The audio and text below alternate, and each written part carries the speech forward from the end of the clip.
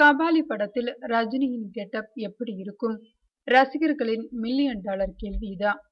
வலை உலகிலும் திரையுலகிலும் இதே பேச்சாக இருக்கிறதா? ரசிகர்கள் ரஜினியின் தோற்றம் இப்படித்தான் இருக்கக்கூடும் என்று கற்பனை செய்து அதற்கு ஒரு வடிவமும் கொடுத்து உலாவிட்டுக் கொண்டிருக்கின்றனர். இந்த நிலையில் 20 வருடங்களுக்கு முன் வந்த தர்மதுரை படத்தின் ஆரம்பம் மற்றும் இறுதி காட்சிகளில் வருவது போல்தான் இந்த படத்தில் ரஜினி தோன்றப் போகிறார் என செய்திகள் கசிந்துள்ளன. இந்த படத்திலும் ரஜினிக்கு ஒப்பனையாளராக பணியாற்றப் போவது பானுதான்.